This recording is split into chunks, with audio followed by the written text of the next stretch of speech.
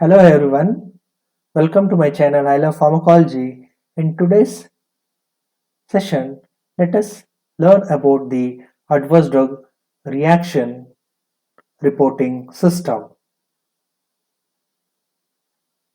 So basically you will going to learn about how to fill a suspected adverse drug reaction reporting form. So here you can see that this is the standard suspected adverse drug reaction form which is given by the National Pharmacopoeia Commission, that is the National Coordination Center Pharmacovigilance Program of India, which is located at Ghaziabad. So this is the form for voluntary reporting of adverse drug reaction by healthcare care professionals. So there are 18 items that needs to be filled by healthcare individuals. So first is the patient information. So you need to fill the patient initials, not the full name, so that you can maintain the confidentiality of the patient. And you need to enter the age at the time of event or date of birth.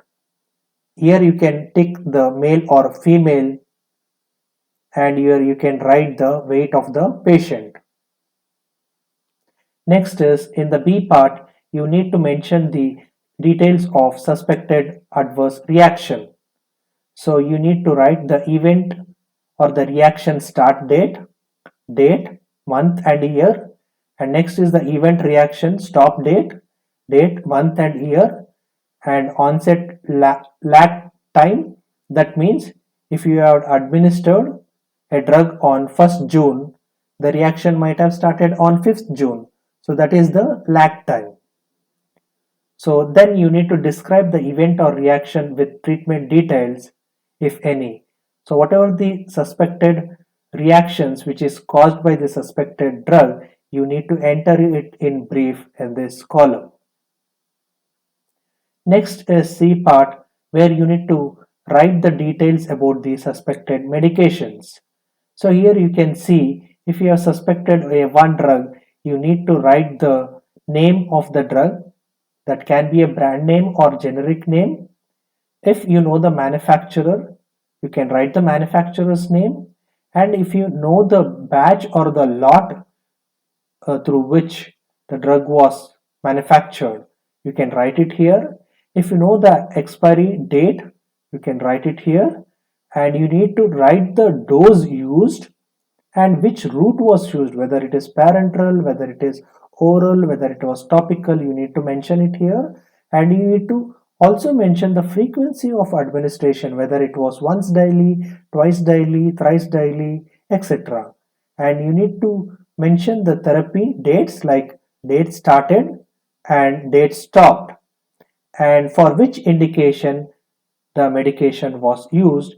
And you need to write the causality assessment, like wise in case of Naranjo scale, you need to mention whether it is doubtful reaction, whether it is possible, whether it is probable, or whether it is a definitive type of reaction. Next, under the suspected medications only, you need to fill the action taken, whether the drug was withdrawn following the adverse drug reaction, or whether the dose was increased or dose was reduced, or the dose was not changed at all, or not applicable or unknown. You need to fill it here. And under the same suspected medication, the 10th item is reaction reappeared after reintroduction. So you need to write if again the same drug was reintroduced, whether the reaction occurred or not. If it is yes, you need to write it here, or if you don't know, effect unknown, you can tick it here, and you can mention the dose if it is reintroduced. So under the same suspected medication, there is one more 11th question, that is concomitant medical product including self-medication and herbal remedies with therapy dates, which excludes those used to treat reaction. So here, whichever the drugs which are used along with the suspected adverse drug which has caused the reaction, those concomitant medication has to be mentioned here For those drugs also you need to mention the brand and generic name, dose used, route used, what was the frequency, and the date on which it was started and date on which it was stopped, and what was the indication. So that you can also expect that this drug might have also caused the suspected reactions. So next is under the suspected medication only, last part is you need to mention the additional information. If any past history of any drug allergy or if anything has occurred apart from the suspected adverse drug reactions, if there are any minor reactions which took place with the concomitant medication, you can mention it here. So then under the suspected medication only, before this you need to fill the registration number or the IPD or OPD number, and you need to put the AMC report number. AMC stands for the Adverse Drug Monitoring Center, and you can put the worldwide unique code also. And in the 12th column, you need to write the relevant test or laboratory data with dates which can correlate with the suspected adverse drug reaction. And in the 13th question, you need to write about the relevant medical or medication history regarding any allergies, any race, or if the patient is pregnant, or if the patient has a history of smoking or alcohol use, or if there is any hepatic or renal dysfunction or any past surgeries. So in the 14th question, you need to tick the seriousness of the reaction. If it is no, you can tick here. If it is yes, you need to tick one of the following things, like whether it has caused the death, whether it is life-threatening, whether the patient got hospitalized, or if the patient required prolonged hospitalization, or it has led to the congenital anomaly, or any disability, or other medically important findings. So if it has caused the death, you need to mention the date also here, when. So 15th question is, what is the outcome? So you need to take whether the patient has recovered or is recovering or not recovered, whether it has caused fatal reaction or recovered with any sequelae, or if it is unknown, you need to tick one of these columns. So last is the reporter details, where you need to mention the name and professional address with PIN code and email ID as well as telephone number and the occupation and signature. The importance of providing email ID and telephone number is the National Coordinating Center can communicate with you if they require any further more information about the suspected adverse drug reaction. So date of this report has to be mentioned here, and signature and name of the receiver has to be put here. So here it is a very important thing which you have to keep in mind, that is the confidentiality. The patient identity is held in strict confidence and protected to the fullest extent. Submission of a report does not constitute an admission that medical personnel or manufacturer or the product caused or contributed to the reaction. Submission of an ADR report does not have any legal implication on the reporter. So the reporting system has to be dynamic so that we can collect the data across the world and we can prevent the harmful effect on the patients. So this is a complete a suspected adverse drug reaction form. You can see all the item: patient information, suspected adverse drug reaction, suspected medication details, and the reporter details. So you need to fill all this 18 or the 17 questions or the columns without missing any points.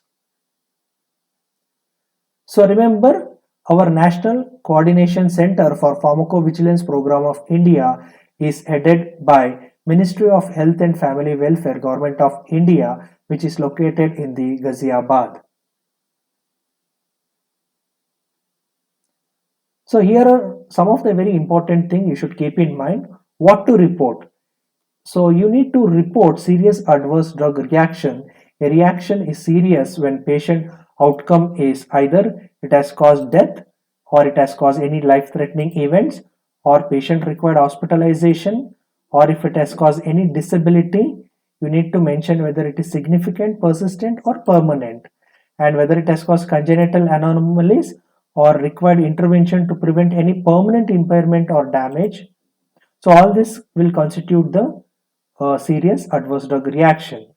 So you can also report non-serious, known or unknown, frequent or rare adverse drug reaction due to medicines, vaccines, and herbal products also.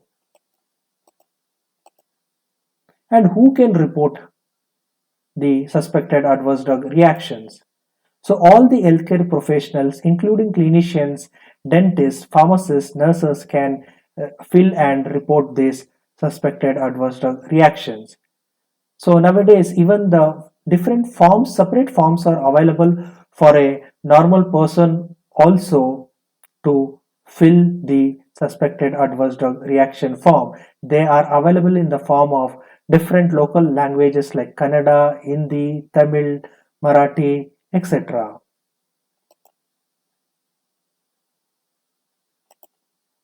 So where to report?